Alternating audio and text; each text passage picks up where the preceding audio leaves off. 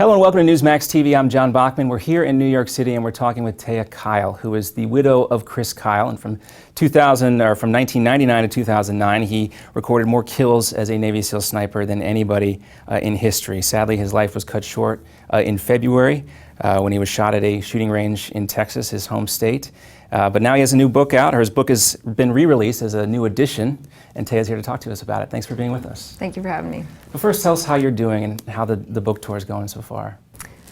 I think I'm doing as well as can be expected. It's definitely, parts of my life are a roller coaster. Parts of my life feel like no time has passed really since February. And at the same time, I feel like I've learned a lot. I keep learning a lot, and I draw off of Chris's strength still, and I still feel him with me all the time. So it's hard to put into smaller terms how exactly I'm doing, but I think I'm doing as well as I could be.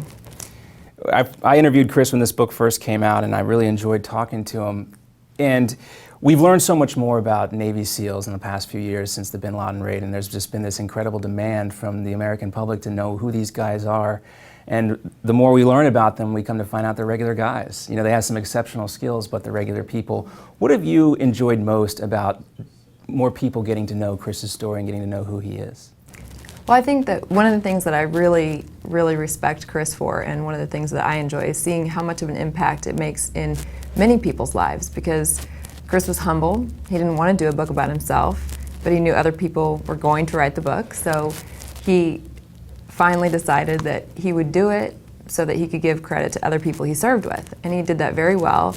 And he also put a book out there that shows that veterans from the Revolutionary War onward, they experience the same types of things. It's humanity. It's the mind and the heart of a soldier.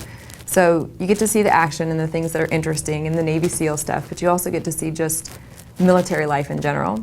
And then you get to see the family side, you know, what the wives go through and how the guys can be torn between family and military. So I think I just am appreciative that you can see these veterans and these military people as a whole, not just a soldier, but all of it. One of the things I know probably wasn't easy for you about this book coming out is how open and upfront you guys were about the pressure that Chris's military service put on your marriage. And one of the things that surprised me to hear him talk about that is it wasn't necessarily the time that he was away that was so difficult. It was readjusting and coming back home. And now as more servicemen and women are coming back home, as we draw down troops from Iraq and Afghanistan, what are you doing to kind of help these people, since you're in the public eye now and you've been through this before? Well, we certainly have the book, so that's been more of a blessing to people than we realized. And we've heard from a lot of veterans, even from Vietnam and World War I, that they now understand their spouse, and they didn't all those years, because when you're in the midst of it, it's hard to see the forest from the trees, so to speak. But aside from that, there are a lot of things that I experienced with Chris that I realized were really positive for our marriage. And so Chris was starting a brand in January called Chris Kyle Frog. It had to do with his tattoos, and the frog skeleton is an honor to fallen Navy SEALs. So I'm teaming up with the boot campaign, and we have a fund, the Chris Kyle Frog Fund, that we're using for marriages to help veteran marriages and first responder marriages in ways that my marriage was helped. So for example, just all the things lined up, all the stars lined up, and my mom sent me on a trip to go see Chris on a training trip where he had a weekend off and he wasn't supposed to. We didn't leave the hotel. I mean, we napped, we slept in, we watched a movie, you know, ordered room service, and we had to force ourselves to go out for a lunch. But it's one of my most positive memories. And I think that when you're deployed and you're training and you have kids and you're pulled in a million different directions, that getting couples a weekend in their own city where they don't have to fly and they can get their room service, parking, they can put on yoga pants and a t-shirt and go sit in a hotel. But there's something really to be said for just having time with your spouse away from everything else. Things like that I felt like I was very blessed to have, and things that I look back on my life and am grateful for. Those are the things that we're going to try to do for more military couples. It's a niche that I don't think has been filled yet. And when we're talking about military families, we're basically talking about 1% of the American population. Do you think that the the American people as a whole really have an understanding of what kind of support it's going to take from everybody, not just military families and people connected to military families, to kind of heal from this last 10 or 12 years that so many people have been overseas fighting wars? Well, I think we've come a long way. My heart still breaks for Vietnam veterans. I can't imagine what that must have been like for them. And I think we have learned a lot. We have a lot of organizations now that are getting out there and really trying to support people who have served. And I hope that we still remember the Vietnam veterans, because I think the younger generation is getting more of the help they need. And I don't know if you've heard the statistic, but 22 military suicides a day, 90% are Vietnam veterans.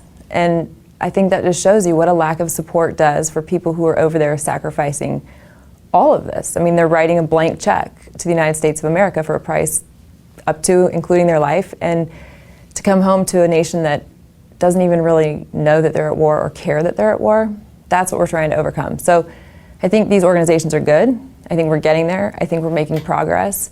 But like you said, only 1% serve, and their families and friends are connected. But there are a lot of people that don't mean any harm. They just don't know what that life is like, and they can't imagine going to a place where the culture is different, the society is different. It's not like we're going to a country and just invading a country like our own. I mean, it's full of terrorists. It's not just nice civilians and we're mad at their government. Terrorists have overrun their country, and our guys are fighting a horrible battle. I want to go back to kind of, what you think inspired Chris to go down this path. I mean, what I was talking about, we know so much more about Navy SEALs that you can go online and watch documentaries about what their days are like and see them in combat. When Chris signed up in 1999, you probably knew about the Navy SEALs, but not exactly what he was signing up for. What do you think about all this?